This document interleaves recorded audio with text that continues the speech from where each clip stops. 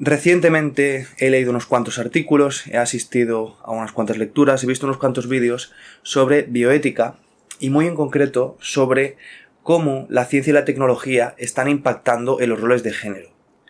Vamos a poner esto en palabras más claras o vamos a intentar a lo largo de este vídeo resumir y comprender, llegar a un esquema de qué es lo que está sucediendo en este sentido.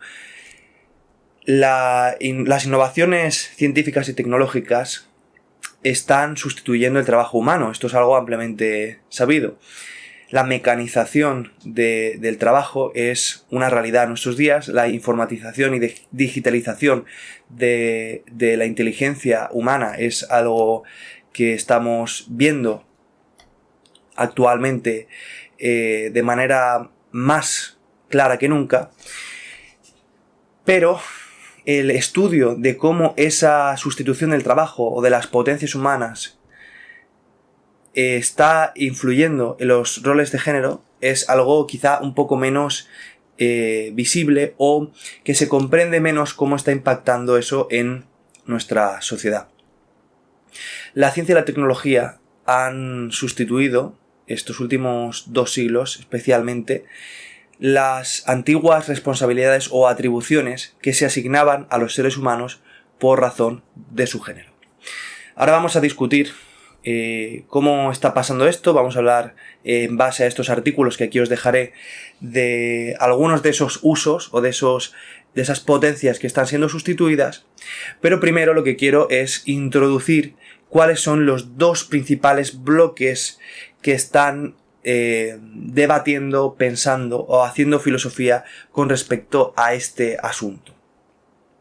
En el primer bloque habría que situar a las llamadas esencialistas, las teóricas feministas esencialistas, que consideran que sí que existe una relación, si no necesaria, en el sentido de que siempre adopte una misma forma, una línea recta, diríamos, entre el sexo y el género, sí que hay una relación que es proclive, que tiende a tales dependencias. Es decir, que las formas en las que se manifiestan los géneros en las múltiples culturas están determinadas por la condición sexual. Como digo, si no en forma de línea recta, sino de una manera estricta, sí de una manera, diríamos, probable o con una tendencia. Evidentemente, la multiplicidad de culturas que hay en el mundo y la variedad de plasmaciones de identidad de género que se ven reflejadas en estas culturas habla de que efectivamente la historia es contingente, el ser humano es un ser cultural y la cultura es adaptable a los entornos, la cultura es contingente también, es decir, forma parte de eso que hemos considerado históricamente el reino del espíritu, ¿no? Y ese reino, ese espacio no determinado necesariamente, aunque sí limitado o condicionado por leyes materiales o físicas, adopta infinidad de formas, ¿no? Entonces, las esencialistas sí que considerarían que habiendo un amplio abanico, como en todo, ¿no? Desde posiciones más deterministas a menos, aunque desde luego creo que dentro del feminismo las posiciones deterministas no tienen cabida, porque una posición determinista asignaría un rol necesario a la condición biológica de la mujer o a la condición biológica del hombre, y desde luego eso atentaría en contra de la libertad. Incluso cualquier persona de pensamiento liberal o no determinista o que sostiene una visión no determinista del mundo debería de conceder la posibilidad de que exista una posible reinterpretación o una posible brecha o un espacio entre aquello que te es dado y aquello que se hace, ¿no? Que el individuo desarrolla, ¿no? Entonces, como digo, hay un amplio abanico dentro del feminismo, pero pero lo más sensato o lo más común es que no haya posiciones deterministas, porque eso jugaría en contra de visiones que conceden libertad a los sujetos, y desde luego yo tampoco me inscribo a una visión determinista. Es decir, ser materialista no significa, hoy día por lo menos, porque sí que es cierto que durante el 19 y comienzos del 20 muchos deterministas entendían, y dentro de la esfera científica, dentro de las ciencias sociales, etcétera, entendían que había una necesidad siempre en los sucesos, en los acontecimientos, pero hoy día el neomaterialismo, el materialismo de hoy, no considera tal necesidad. Es decir, considera que las condiciones materiales establecen unas pautas o unas tendencias, unas probabilidades. Pero eso no significa que exista un determinismo. Es decir, el neomaterialismo no niega la contingencia en ese sentido, ¿no? Pero bueno, dentro de ese abanico de teóricas, yo he leído a Caroline Mercant, que es una historiadora y filósofa ambiental, y que ella considera, hace una lectura de el desarrollo del género a lo largo de la historia, en la cual relaciona la domesticación y dominación de la naturaleza con la dominación de la mujer, el patriarcado. Considera Mercant, y bueno, estos son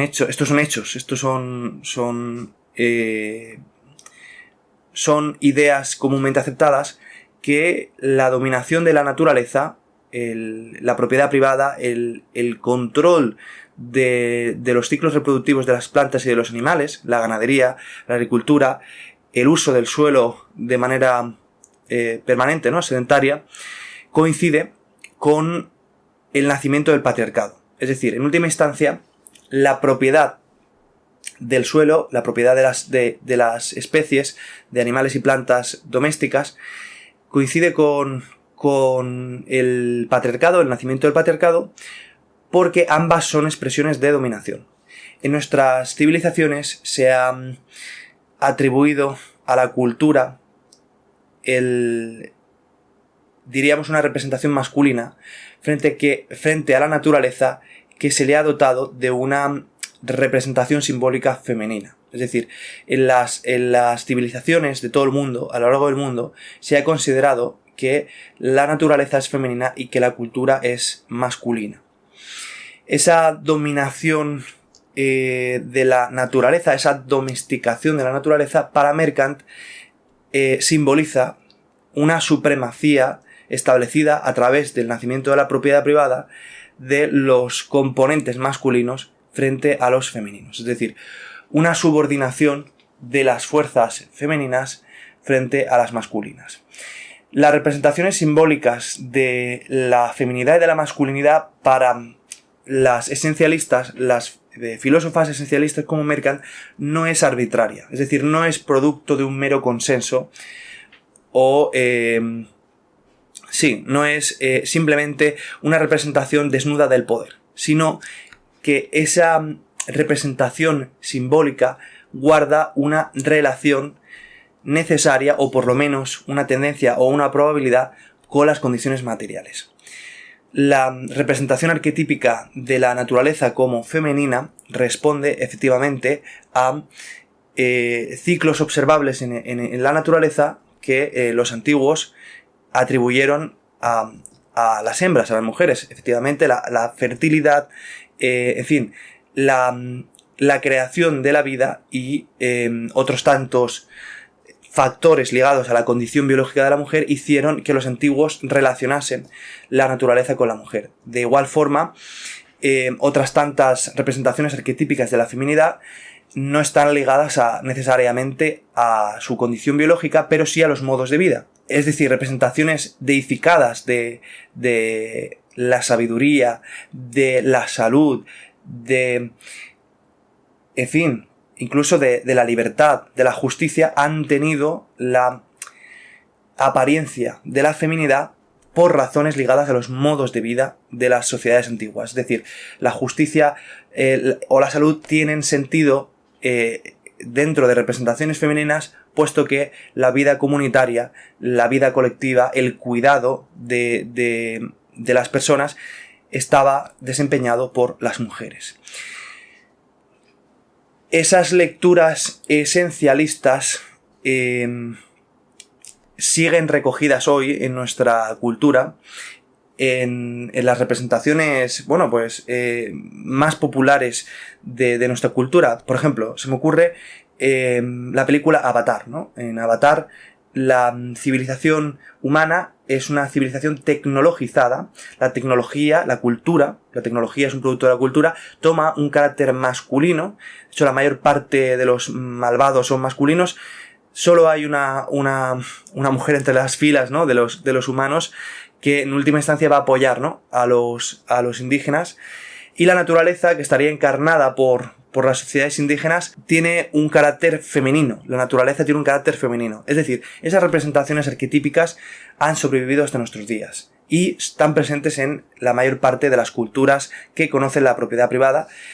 Y incluso podemos decir que las culturas que no conocen, las sociedades que no conocen la propiedad privada, las formas de vida son matrilineales, es decir, son más cercanas a una igualdad entre las potencias de las mujeres y de los hombres, y no hay una subordinación de la feminidad como sí que encontramos en las sociedades que ya conocen la propiedad. Es decir, para Merkant,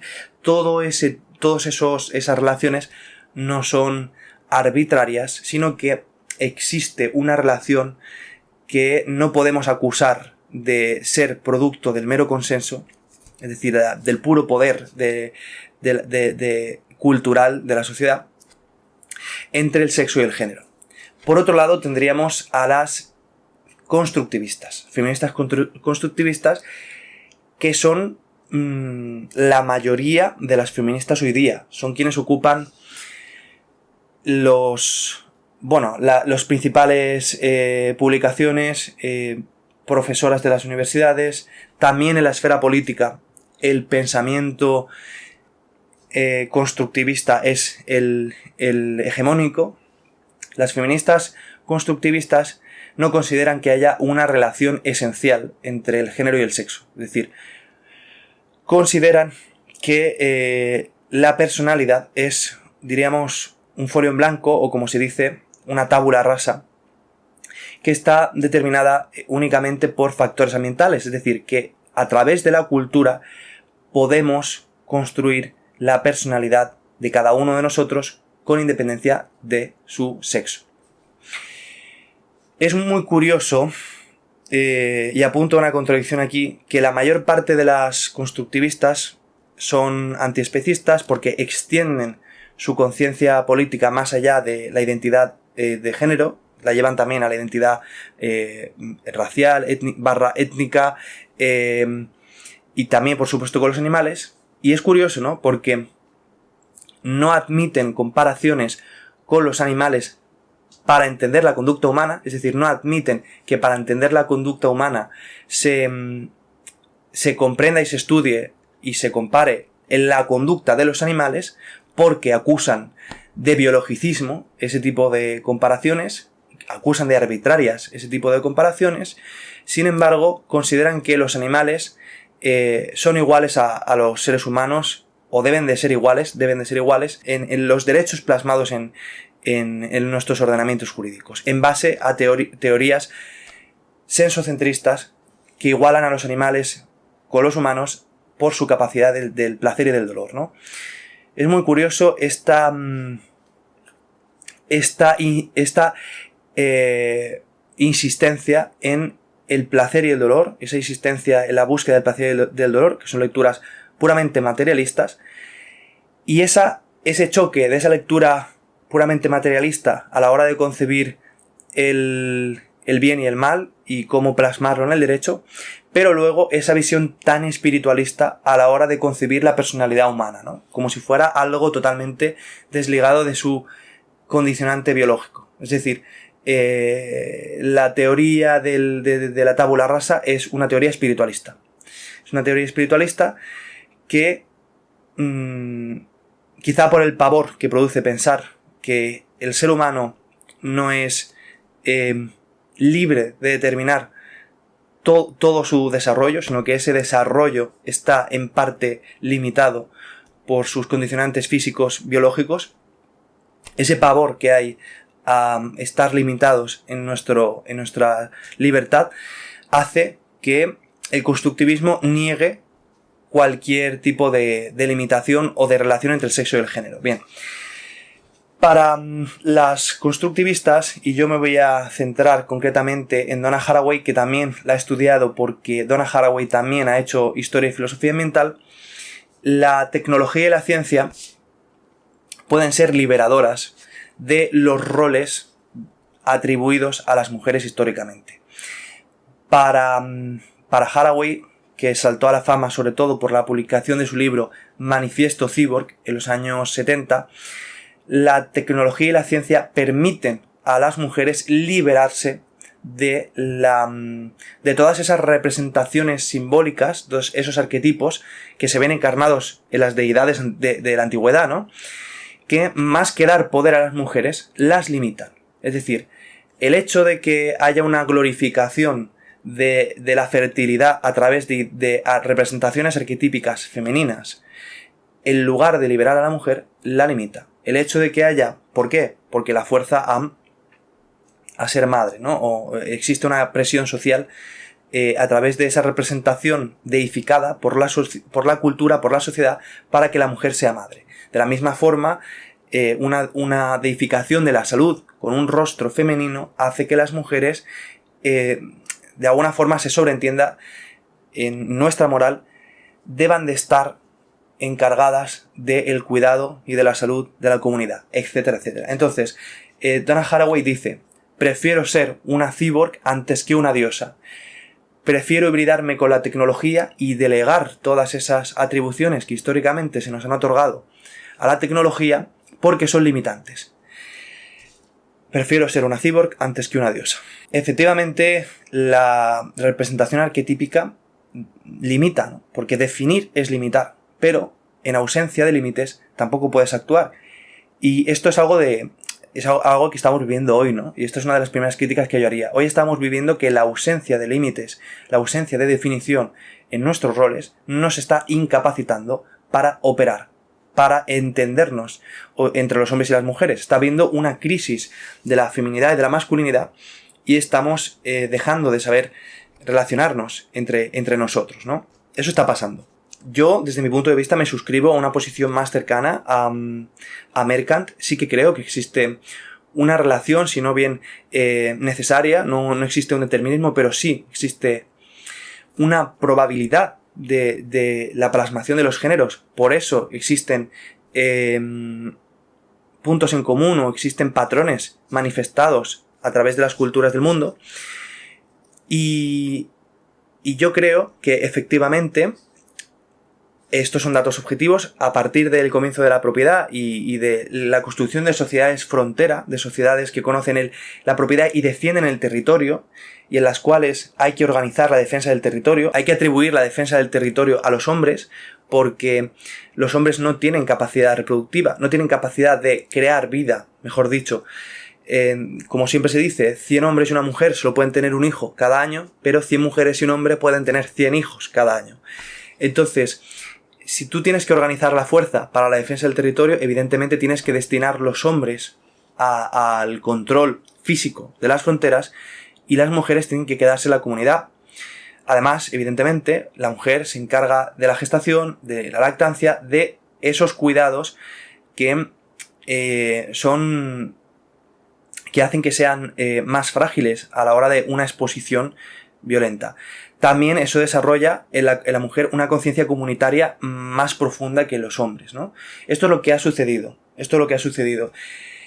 Esa atribución de esas responsabilidades a los hombres y a las mujeres puede parecer justa o injusta. Yo personalmente considero que hasta la mecanización del trabajo a partir de la industrialización, finales de, 19, 20, etcétera, ese reparto de funciones, más que injusta o injusto, no hay otra alternativa, básicamente. Es decir, porque tú tienes que defender tu sociedad, tu comunidad de otras comunidades. la alternativa es ser conquistado. ¿La conquista es algo malo? Sí. Pero lo cierto es que cuando juzgamos cualquier sociedad hay que juzgarla enmarcada en su contexto histórico y material. Es decir, una sociedad rodeada de otras sociedades que conocen la propiedad privada y que conocen la guerra, que conocen... En fin, tiene que defenderse de esas sociedades. Y entonces tiene que distribuir, por razón de género, las responsabilidades. Entonces, hasta que no llega la mecanización de todas esas, de la fuerza física para la producción del suelo, para aumentar la eficiencia que va a alimentar a tu comunidad, o para el desarrollo de la mecanización, del desarrollo de armas, para sustituir la fuerza física de los hombres por la sofisticación tecnológica, hasta que todo eso no sucede, parece lógico esperar que el trabajo y la guerra están destinados a los hombres y la crianza y el cuidado están destinados a la mujer. Ahora, ¿qué sucede? Y yo creo que es la razón por la cual, desde una lectura materialista, el feminismo emerge en la forma en que lo hace y con la fuerza en lo que lo hace en el siglo XX, que una vez se han mecanizado la fuerza y se han mecanizado las armas y se han mecanizado muchas cosas, el hombre pasa a vivir en sociedades muy benevolentes con su desempeño. Los hombres empiezan a trabajar en sociedades liberales donde el trabajo no es físicamente exigente. Sin embargo, la mujer sigue cargando con las cargas tradicionales, ¿no? Y ese reparto de roles es injusto, porque los hombres tienen una vida plena, se pueden desarrollar, mientras que las mujeres están en casa recluidas y no tienen ese derecho a tener una vida tan plena como ellos. Yo creo que ahí, en ese momento histórico, es cuando de repente el feminismo arraiga con mucha fuerza, porque se hace evidente que el reparto de funciones ha dejado de ser justo. Porque lo que ha pasado, desde mi punto de vista, es que hasta el siglo XX, y lo sé en primera mano, quiero decir, es que no es algo que yo pueda contar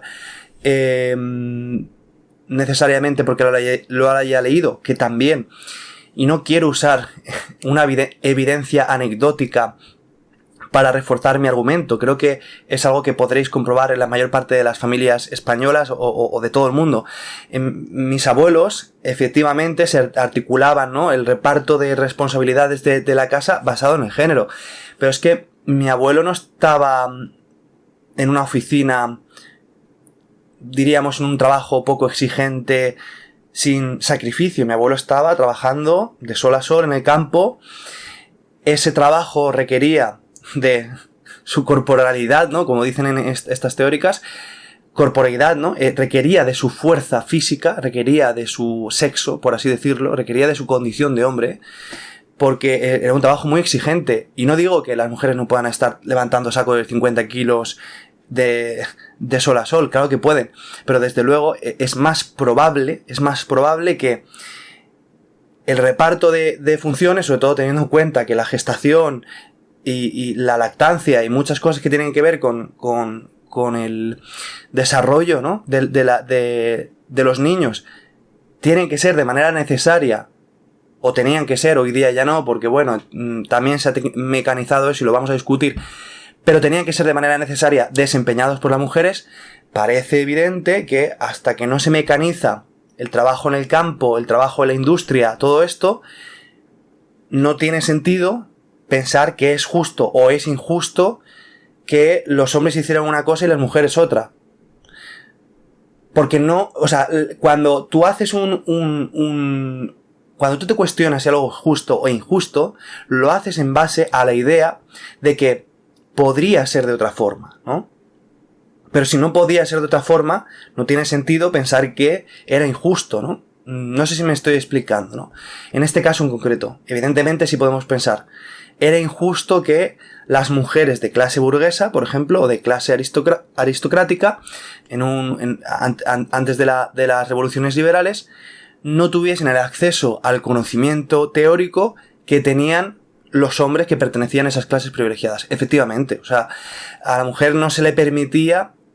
Hay casos que conocemos de mujeres excepcionales que merece la pena ser reivindicado, pero es cierto que a la mayor parte de las mujeres no se le permitió el acceso a ese contenido, a esa información, a esos estudios que quizás hubiesen hecho que hoy hubiese un mayor reparto, ¿no?, de nombres cuando pensamos en grandes personajes históricos que hicieron contribuciones al terreno de la filosofía, de la ciencia, de lo que sea, ¿no? Eso no hay duda y nadie lo va a poner en duda. Es decir, no estoy diciendo que no existiera una jerarquización en la cual la feminidad estuviese sometida o subordinada a los intereses de... No voy a decir de la masculinidad, porque creo que es que la sociedad, de manera necesaria, las sociedades se tenían que estar defendiendo constantemente, las sociedades tenían que de alguna forma tener esa mentalidad de frontera constantemente, de defensa, y en esa sociedad, evidentemente, en ese tipo de sociedades, el componente masculino tiene primacía sobre el femenino, o el componente femenino se ve subordinado de alguna forma, y lo vemos hoy día también. Por ejemplo, en Europa pensábamos que ya no hacía falta esa reivindicación de la masculinidad porque la calma que habíamos alcanzado, la paz que habíamos alcanzado y la prosperidad y el poder sobre el resto del mundo nos hacía pensar que la masculinidad ya no era importante, ya no era necesaria. Esto lo abordo en un vídeo que os lo voy a dejar por aquí abajo, que es sobre el tema de la crisis de Ucrania, ¿no? Y ahora que volvemos a tener un conflicto bélico en Ucrania, lo que vemos es que los hombres son forzados a coger un fusil, ¿no?, y asistir al frente. Claro, es que pensábamos que esto no iba a ser así. ¿Qué es lo que estábamos pensando, no? Que la historia se había acabado ya, que no iba a haber más conflictos. Bueno, ojalá. Yo, de verdad, espero que así sea, ¿no? Pero bueno, es más complejo que todo, como vamos a analizar ahora, el tema de el género y de la masculinidad como modelo, o de la feminidad como modelo de comportamiento o sistema, ¿no? El tema es que, como decía, Donna Haraway quizá representaría ese constructivismo de reivindicación tecnológica, ¿no?, que cree que la mujer o el género femenino se puede liberar, se puede emancipar de todas las cargas, entre comillas, que ha asumido por su condición sexual. Y eso lo puede hacer a través de la tecnología y de la ciencia, del desarrollo científico. Eso está pasando, como decía, pero está pasando con la masculinidad y la feminidad. Es decir, la masculinidad se ha mecanizado en gran parte porque el trabajo en el campo se ha mecanizado, la fuerza bruta se ha mecanizado, no hace falta ya tener hombres fuertes para ser productivo en tu país. Pero es que la guerra se ha mecanizado, es que no hace falta ya tener un ejército de soldados hiper bravos, ¿no?, hiper valientes, no hace falta tener ese espíritu de la reconquista, no hace falta glorificar de la forma en la que se hacía esa masculinidad para defender tu territorio. Más te vale tener buenos ingenieros, buenos científicos que desarrollen inteligencias artificiales, drones, lo que sea, para defender tu territorio, ¿no? Entonces, la masculinidad se ha mecanizado y la feminidad también. No hace falta ya tener gente, no hace falta tener a las mujeres dedicadas a, o por lo menos no al mismo nivel que en el pasado, con el mismo tiempo, dedicadas al cuidado, dedicadas a... en fin, está mecanizado en gran parte el cuidado del hogar, ¿no? Y también hay dispositivos estatales que permiten que la crianza no recaiga de manera directa solo sobre las mujeres. Es decir, los sistemas las socialdemocracias han ensayado sistemas de colectivización de la responsabilidad de la crianza, ¿no? Y eso se ve representado en las guarderías, en los colegios, en fin. Todo el sistema de educación pública asume en gran parte el rol que en un pasado asumía la comunidad, el hogar, la familia, ¿no? Hay muchos intereses detrás, ¿no? Pero no vamos a hablar de ello y desde luego yo no estoy necesariamente en contra de que esto sea de esta forma, ¿no? Por último, también se ha mecanizado o está en proceso de mecanizarse o de, ¿cómo decir?, tecnologizarse la gestación. Hoy día hay ya métodos, ¿no?, de gestación extrauterina, pero ya estamos ensayando con animales pequeños la ectogénesis, ¿no?, la gestación fuera del cuerpo, ¿no?, la gestación fuera del cuerpo. esa gestación fuera del cuerpo sería quizá ya el último paso de la mecanización o la tecnologización de la feminidad, ¿no? Si ya las mujeres no requieren dar a luz, ya no tienen que ser lactantes, si ya incluso pueden ensayarse formas no agresivas o invasivas, ¿no? Que no de alguna forma dañen la salud de las mujeres, de controlar la menstruación, más o menos hoy se ha logrado, pero desde luego hay muchos indicios de que el control químico de la menstruación también da problemas a la salud, quiero decir. Pero bueno, en un futuro, ¿no? Quién sabe si todos estos factores de esa feminidad esencial, de eso que de alguna forma hace que todas las atribuciones y responsabilidades de género que se han otorgado históricamente a las mujeres deje de estar desligado de manera necesaria de su cuerpo. Si ya logramos que la gestación, la lactancia, la menstruación, las, diríamos, cargas, ¿no? que ha asumido hasta ahora el cuerpo de la mujer. Bueno, cargas según este discurso, ¿no? Muchas de estas autoras que yo voy a mencionar aquí, de manera explícita, consideran que la maternidad es una carga, ¿no? Cuando no, que es una esclavitud, ¿no? Que la gestación es desventajosa para las mujeres. Y es un problema porque, y perdón por este pequeño inciso, ¿no? Yo sé que esa glorificación de la maternidad que se ha hecho en un pasado ha servido para legitimar que de manera colectiva a las mujeres no se le permitiese desempeñar otras labores, cuando muchas de las mujeres que querían desempeñar esas otras funciones eran mujeres que hubiesen, ya no solo por un tema de libertad, ¿no? Sino porque en muchas ocasiones conocemos de personajes que eran muy brillantes, ¿no? Y no se les ha permitido, ¿no? desarrollarse, porque se les ha dicho que tenían que desempeñar estas funciones que cualquier mujer biológica hubiese podido desempeñar, ¿no? O sea, yo sé que efectivamente todo esto ha sucedido y es negativo, ¿no? Pero lo que quería decir, para no irme del hilo, esa idea de que lo que está de manera intrínseca atado, ¿no? al cuerpo femenino, al cuerpo de la mujer, es una carga, es una, ¿cómo decir? Una incapacidad de aceptar el ser, ¿no? Es una enemistad con el ser, es una incapacidad de entablar un diálogo, ya no solo, voy a decir, honesto, sino benevolente con la disposición general de las cosas. Es decir, cuando tú consideras que tu propia condición de mujer es problemática y estás hablando en nombre de las mujeres, de alguna forma, más que aliarte con la causa de las mujeres, parece que estás diciendo que las mujeres tienen que ser como hombres, ¿no? Y esto es un poco lo que llevamos escuchando los últimos 10 años. Y esa reivindicación del poder femenino, en muchas ocasiones, ha venido de la mano de comportarse como hombres. Y ya no solo comportarse como hombres en un buen sentido, ¿no? Esa reivindicación de ese poder femenino no ha venido de la mano de ese ideal, ¿no? positivo de la masculinidad, el hombre que se entrega, el padre de familia, ¿qué tal?, ¿no? El caballero, sino que ha venido de la mano de comportarse como el arquetipo negativo de la masculinidad, que quizá es muy atractivo para muchas mujeres, pero para nosotros no, que es el hombre muy exitoso a nivel sexual, ¿no? Que se acuesta con muchas mujeres, el hombre descarado, el hombre que llega a un sitio y hace lo que quiere, ¿no?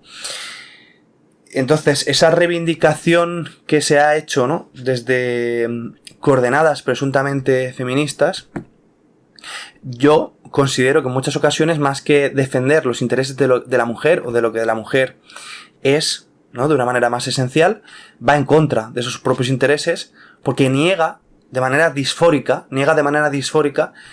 su condición. Y lo vemos aquí, ¿no? En estos artículos que os voy a dejar aquí abajo, que si queréis podéis leer, donde se explicita que la tecnologización de la feminidad es liberadora. Porque la gestación es un problema, es decir, la gestación ya no es algo sagrado, la lactancia es un problema, la crianza es un problema, etcétera, ¿no? Y de nuevo, soy consciente de que esa sacralización se ha usado para, en muchas ocasiones, dejar de lado a las mujeres. Pero, si una sociedad considera que la gestación, la maternidad, la lactancia, dar a luz, ¿no? No tiene algo de componente sagrado, no tiene algo de...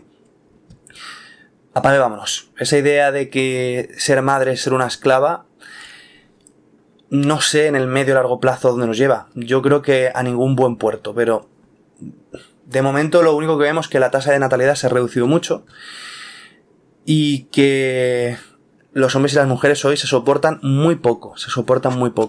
Pero vamos a ver en 10 años qué es lo que sucede, sobre todo, como digo, en base a los conflictos de frontera que volvemos a tener.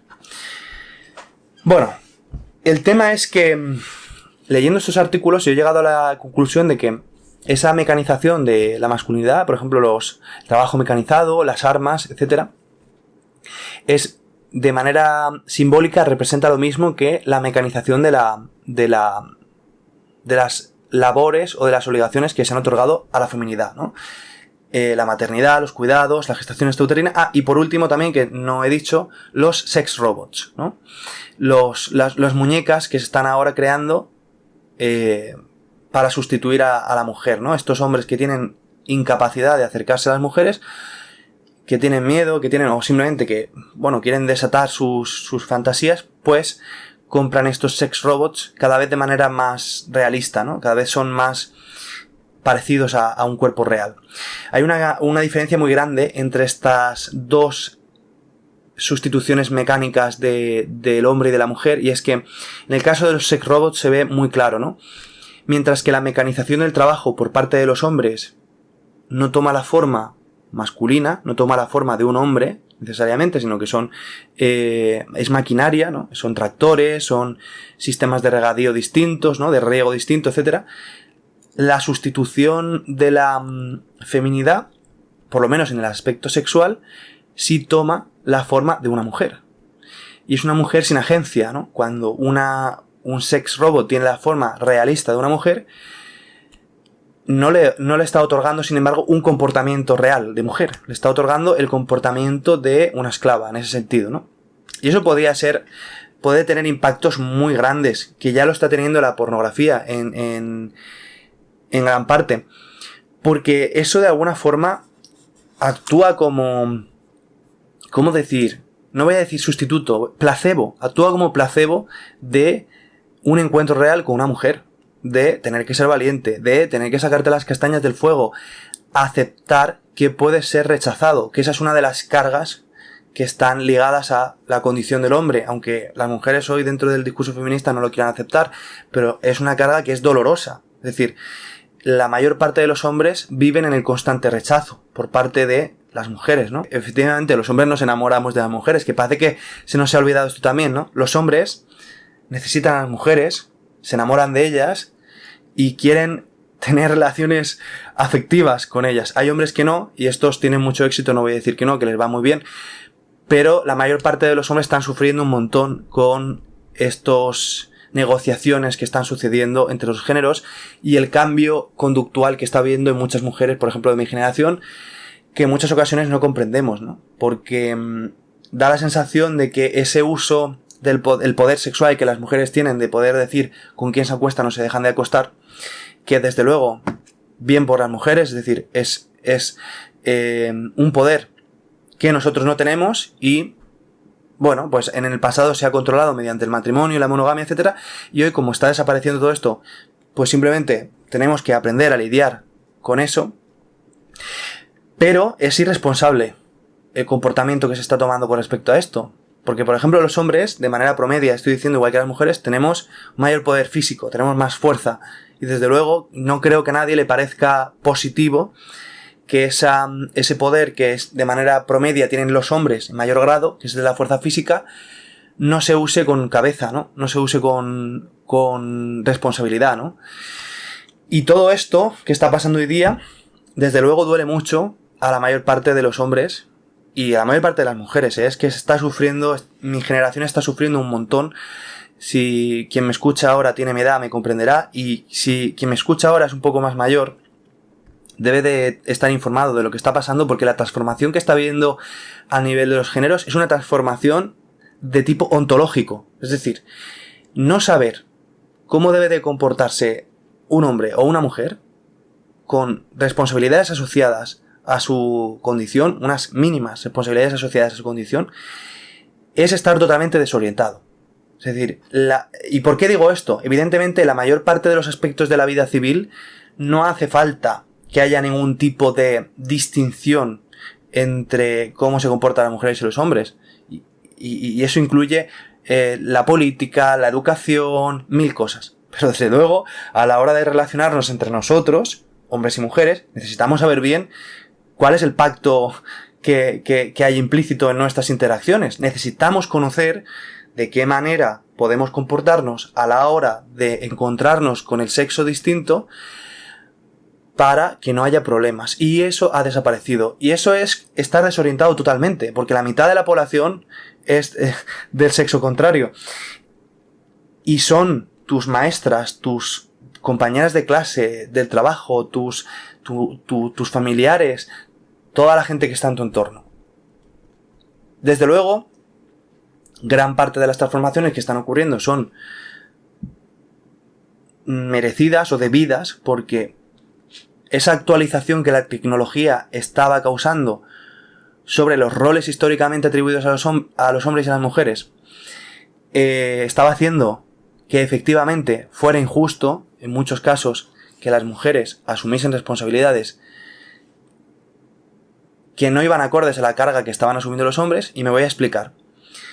Si hasta el siglo XX los hombres estaban trabajando en el campo y las mujeres estaban en casa con la crianza, los cuidados, etc., cuando se mecaniza el trabajo físico en los campos, o en la industria, o lo que sea, y el hombre pasa a vivir en las ciudades, las familias pasan a vivir en las ciudades, el hombre pasa a desempeñar trabajos liberales, ¿no?, que no son exigentes físicamente ni mentalmente, el hombre tiene tiempo libre, no está cansado, pues hombre, no tiene sentido que la mujer esté en casa asumiendo la misma carga, ¿no?, de alimentación, de cuidados, de crianzas, etc. Es injusto que, habiéndose transformado la condición material que hacía que los hombres estuviesen puteados en el campo, o con un trabajo muy exigente, y no teniendo ya que sufrir con toda esa carga, que sin embargo las mujeres sigan teniendo que cargar con el 100% de las obligaciones del pasado, ¿no? Entonces, eso es lo que ha sucedido, que al haberse mecanizado la fuerza, la mujer se ha podido incorporar a los mismos trabajos que el hombre. Desde luego, la sociedad, al terciarizarse, al convertirse al sector servicios, las mujeres desempeñan incluso mejor los trabajos que tienen que ver con el trato a las personas, de manera promedia, y desde luego pues ya no tenía sentido en una sociedad terciarizada en la cual no se trabaja mediante la fuerza física, etcétera, que las mujeres estuviesen en casa puteadas y los hombres estuviesen teniendo vidas fantásticas, ¿no? Que es un poco el ideal que nos viene a la cabeza, ¿no? El hombre va con su traje y su gorro, goza de su vida de reconocimiento y de éxito en el trabajo, y llega a casa y lo tiene todo hecho. Evidentemente eso estaba mal, ¿no? Pero bueno, esa actualización ontológica que la tecnología ha permitido, según la cual gran parte de las atribuciones que históricamente se han otorgado a los hombres y a las mujeres dejan de tener sentido, nos ha llevado a un estado de desorientación profundo en el cual la gente hoy día está sufriendo mucho. Y la última de esas transformaciones, yo creo, es la liberación sexual, que comienza en los años 60 y hoy está teniendo una cepa muy, muy marcada. Esa liberación sexual es el último rescoldo ya de lo que quedaría de performatividad de esa masculinidad y feminidad, ¿no? Esa idea implícita, como decía, de que como las mujeres tienen tienen un mayor poder a la hora de determinar su sexualidad, y esto podría ser también discutido. ¿Por qué los hombres siempre dicen que sí, no? ¿Y por qué son las mujeres las que, como unas guardianas, ¿no?, del portón de la sexualidad son las que dicen sí o no, tú entras o tú no entras. ¿Esto es cultural? ¿Es esto algo biológico? Bueno, yo creo que una mezcla de las dos cosas, pero desde luego lo que está claro es que la vulnerabilidad que la mujer tiene en la práctica del sexo, sobre todo hasta la invención de los métodos anticonceptivos y la medicina moderna en la lucha contra las enfermedades de transmisión sexual, es mucho mayor. O sea, la mujer ha sido muy vulnerable porque se quedaba embarazada, porque contrae enfermedades de manera mucho más fácil, ¿no? Entonces, no creo que esa carga que la moral de las sociedades ha dado a la mujer con respecto a la sexualidad sea arbitraria de nuevo, ¿no? Creo que no es sensato pensar que ha habido una confabulación, ¿no? El patriarcado. Patriarcado desde luego es una realidad histórica, pero ese patriarcado, ¿hasta qué punto ha sido arbitrario y hasta qué punto ha sido necesario? Es decir, ¿hasta qué punto la distribución de las responsabilidades a través de los sistemas morales, por ejemplo, en este caso, el control de su sexualidad, ha sido algo arbitrario o ha sido necesario? Si tú no tienes métodos anticonceptivos, si tú no tienes una medicina que prevé o que puede paliar que tú contraigas una enfermedad mortal por la práctica de la sexualidad, ¿cómo vas a tener una moral que no castigue la promiscuidad? O sea, la moral, los sistemas ideológicos no están desligados del sistema material en el que se desarrollan. Los sistemas ideológicos deslizan encima de sus posibilidades materiales. Y si esto ha cambiado, no digo que la actualización moral de los últimos 50 o 60 años no haya sido verbal, no haya sido política, no haya sido un diálogo que la sociedad ha entablado, pero desde luego un diálogo que ha hecho vindicaciones posibles a través de el nuevo escenario material, la actualización ontológica que ha producido la tecnología, la ciencia, la medicina sobre todos estos aspectos de la vida: el trabajo, la reproducción, los cuidados, la guerra, etcétera, ¿no? Entonces, el problema que yo planteo aquí es muy curioso, hablando de género, porque si algo tienen en común la mayor parte de las teóricas de género es el uso de la noción de sistema, ¿no? Son conocedoras de que, evidentemente, y se habla sobre todo de sistemas de opresión, lo que llaman performatividad del género está enraizado en una estructura compleja donde los elementos no se comunican de manera lineal, sino que se comunican de manera en forma de red, ¿no? Es decir, si tú alteras un elemento de la cultura, por ejemplo, mecanizas la guerra o mecanizas la sexualidad, no estás afectando solo al espacio que en principio competiría esa transformación, es decir, la guerra o la sexualidad, sino que estás transformando de manera en cadena, ¿no? Toda esa red de elementos culturales, ya no solo de representaciones culturales, me refiero de desempeño, de obligaciones, en fin, todos los roles que se atribuyen a nivel social. Estás afectando al sistema entero, diríamos, ¿no? Hay una reacción en cadena sobre esa red de obligaciones, responsabilidades, privilegios, etc., ¿no? Siendo conocedoras de esto, de que la cultura es un sistema, de la misma forma en que puede ser un sistema, un ecosistema, cuando tú tocas una especie clave de un ecosistema, todas las demás, de forma de dominó, ¿no?, van a verse resentidas, aunque en principio tú no relacionases un escarabajo con una vaca, pues resulta que están íntimamente ligados. Y a su vez el escarabajo con el pájaro, y a su vez el pájaro en fin. Esa es la noción de sistema. Reconociendo la existencia o la condición de sistema de nuestra cultura, sin embargo creen que podemos hacer estas transformaciones sin que haya consecuencias subyacentes, ¿no? Pero la transformación que está habiendo sobre los géneros, si bien en principio podría parecer que afecta solo sobre algunas de esas características que competen a los géneros, está transformando a la sociedad en su conjunto. Está habiendo una transformación ontológica. Y en muchos sentidos es muy positiva, pero en muchos otros yo creo que debemos tener cuidado.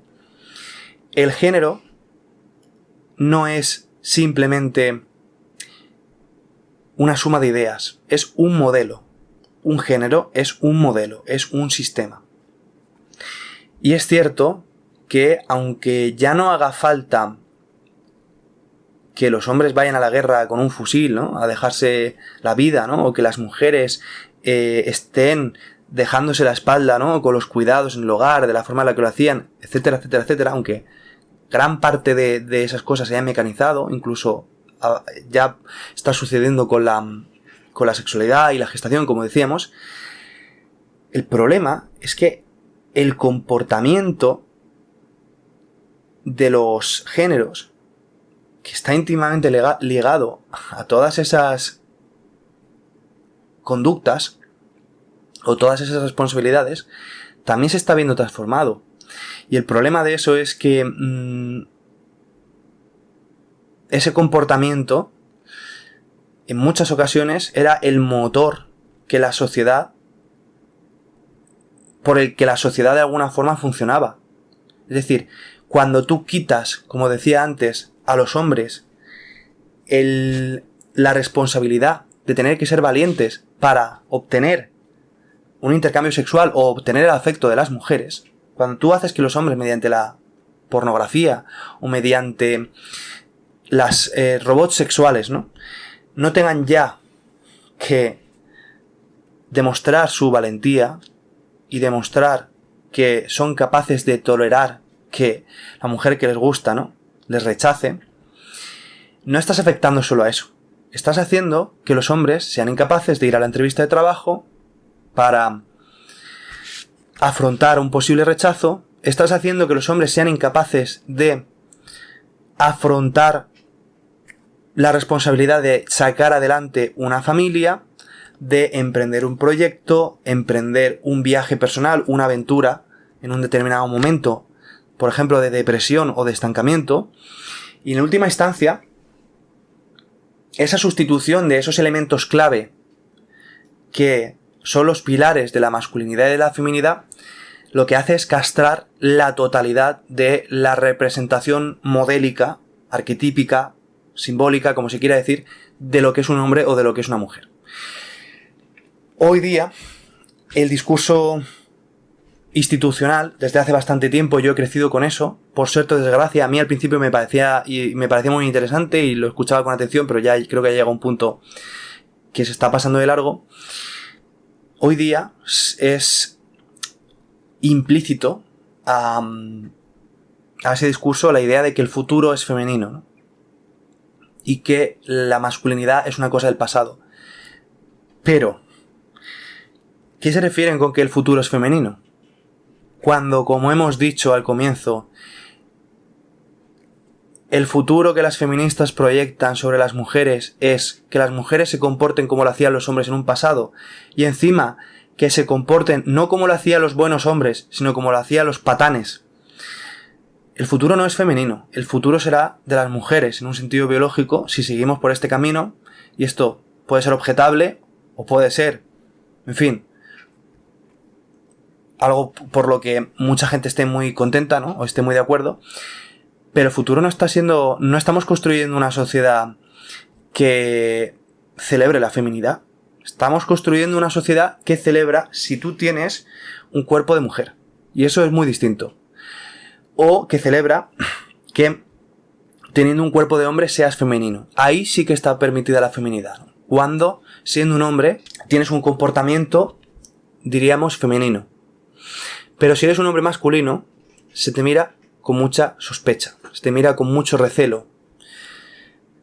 Ya me quiere explicar algo. Ya viene a ponerse por encima mía. Ya viene a... No es que los argumentos que dice esta persona que tiene una correlación entre su sexo y su género, es decir, una persona cisnormativa, que esos argumentos puedan tener un valor o no, como los que yo en estos 40 y pico minutos que llevo hablando en este vídeo os estoy dando. Puede ser que muchos de los argumentos que yo esté dando tengan un valor intrínseco con independencia de mi género, ¿no? Y de mi sexo. Pero yo, después de 2 o 3 años en la Facultad de Filosofía, 3 años, me he dado cuenta de que cuando doy un argumento en cualquier debate de teoría de género, pues se me dice que soy un hombre blanco, ¿no? Esto está pasando. Esto no es 2 radicales en una universidad remota de Canadá. No. Esto está pasando aquí. Yo lo he visto aquí. Y yo creo que... En fin, ¿a dónde nos lleva, no? ¿A dónde nos lleva? Pero bueno, como decía, esos modelos que son los géneros, cuando tú sustituyes un elemento, se ve afectado por completo. He puesto el caso de los hombres, pero voy a poner el caso de las mujeres también. Si una mujer, que yo estoy de acuerdo con que las mujeres no estén obligadas de manera a nivel individual, ¿no?, a ser madres. Es decir, tú puedes hacer con tu vida lo que quieras. Es decir, si tú quieres centrarte al 100% en tu carrera, me parece bien. Si quieres no tener una carrera profesional, simplemente en lo que te salga, y tampoco quieres ser madre, bueno, es tu opción. Yo pienso que es mejor, ya no solo para la sociedad en su conjunto, sino para ti en particular, simplemente por asumir responsabilidad y por de alguna forma enraizarte en un relato que trasciende tu persona. Creo que es mejor que seas madre, que tengas hijos, pero bueno, tampoco estoy en contra de que si tú no quieres tener hijos, pues nadie te fuerce, te venga a decir que es tu obligación. Por supuesto no, desde luego.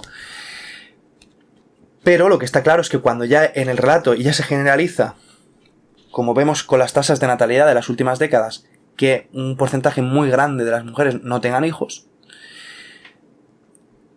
lo que está pasando no es simplemente que las mujeres no tengan hijos, es que la mujer no llega nunca a transformar su comportamiento, a comprender esa trascendencia, ¿no?, de hay otro ser que depende de mí, es esa condición de otro ser que depende de mí me otorga de repente una conciencia mucho mayor de muchos aspectos, desarrollo con el paso del tiempo una sabiduría asociada a eso, y cuando llego a la vejez soy de alguna forma ¿cómo decir? Desde mi punto de vista, las mujeres han sido han sido las guardianas de la comunidad, han sido la moral, la verdadera moral ha estado de alguna forma sostenida sobre esa colectividad que de alguna forma encarnaban las mujeres con los círculos o los vínculos afectivos que establecían, porque el peso que ha tenido la mujer en ese sentido ha sido muy grande siempre, ¿no? Entonces, claro, lo vemos representado en Barbie, ¿no? Barbie, no sé si habéis visto la película, pero empieza de manera brutal, ¿no? Con esas niñas que están jugando con los bebés y de repente llega Barbie, ¿no?, gigante, esa representación de 2001 Odisea en el espacio. En lugar de llegar la piedra, llega Barbie y las niñas rompen los bebés y empiezan a jugar con las muñecas, unas muñecas liberadas, ¿no?, sexualizadas, etcétera, ¿no? Entonces al final la feminidad se queda, y la masculinidad, ¿no?, como una mera, hoy día, como una mera epifanía, ¿no? Hoy día la masculinidad y la feminidad no son ya esa asunción de todas esas responsabilidades, ¿no?, que hacen que el hombre tome conciencia de su limitación a través del rechazo, ¿no?, a través de la necesidad de emprender, de ser valiente, de sacar adelante su familia, o de la mujer que toma conciencia, una conciencia social superior a través de la vulnerabilidad de sus hijos, ¿no?, y de la dependencia que tienen con ella, ¿no? Nada de eso está sucediendo, y muchas más cosas, porque digo, es un sistema que envuelve todo el género, sino que ya los géneros son de manera común en mi generación por lo menos, y de unas cuantas más para arriba hasta todas las que van por debajo, una epifanía. Hay quien se considera masculino porque va al gimnasio y se pone como un toro, ¿no?, y se cree que es masculino, ¿no?, una espalda plateada, ¿no?, un gorila, ¿no? Y hay quien se cree femenina porque viste como Barbie, ¿no?, porque es muy femenina en un sentido, ¿cómo decir? Venéreo, ¿no? No en el sentido venéreo de enfermedad, sino de Venus, ¿no? Pero son la parte más performativa de ese modelo o de ese sistema, que era la feminidad y que era la masculinidad. Y cuando se habla dentro de la teoría de género de que la masculinidad y la feminidad son simplemente una performatividad, se está hablando desde una total ausencia de conocimiento y conciencia de la idea de sistema que tanto reivindican. Y es muy irresponsable. Y creo que es casi psicopático. Porque cuando tú performas algo, no crees en eso. Es decir, los géneros no son una performatividad. No digo que en muchas ocasiones las atribuciones con las que cargas a través de tu género, sí que cuando las estás aprendiendo sobre todo, puedes estar disociado de ellas hasta cierto punto y tienen el sabor de performatividad. Pero la mayor parte de los casos, por ejemplo, cuando tienes que ser valiente, ¿no? Para conocer a una chica y estás temblando, ¿no? Es decir, tú aparentas ser valiente, pero tú no estás siendo confiado realmente. O sea, estás siendo valiente porque te estás sobreponiendo a tu nerviosismo, a tu ansiedad, al miedo que te produce el rechazo. Pero realmente hay una disociación entre lo que tú muestras y lo que sientes, ¿vale? Eso sí que lo puedo comprar. Pero no es una performatividad en el sentido de que realmente no estás haciendo algo en lo que no creas. Cuando tú performas algo, cuando tú representas, por ejemplo, en un teatro, un actor, ¿no? Estás identificando qué es la realidad de cuál es el papel que desempeñas. Y eso no es lo que sucede en la vida cuando performas tu género. Cuando performas tu género, estás en la realidad. No es una performatividad. El hecho de que los géneros se manifiesten de mil formas distintas en cada cultura y que por lo tanto, como ser cultural, esas representaciones no necesariamente sean siempre necesarias, que sean hasta cierto punto, no arbitrarias, pero producto de la contingencia, ¿no? de la cultura, de cada cultura, no significa que la persona no sepa que está en la realidad y que está integrado en esa realidad, ¿no? Entonces, esa idea de la performatividad es muy peligrosa. Bueno, yo quería aquí presentar una serie de argumentos en base a las lecturas. Casi todo lo que he expuesto aquí son mis ideas, no están en los artículos que voy a dejar, pero sí que mis ideas han estado inspiradas en todas las ideas que yo iba leyendo de estos artículos. Hay muchas cosas que me he dejado, porque esto es un vídeo que he improvisado prácticamente. Tengo aquí unas anotaciones, pero bueno, palabras clave, ¿no? Pero espero que os haya gustado mucho. Espero no meterme en camisa de 11 varas con esto. Es que creo que en muchos sentidos hay que romper el silencio ya y poder ser honesto. Y bueno, sé que se sale un poco de la tónica habitual de mi canal, pero espero que os haya gustado. Nos vemos en el siguiente. Si os ha gustado, compartid, por favor, suscribiros, darle a me gusta. Hasta la próxima.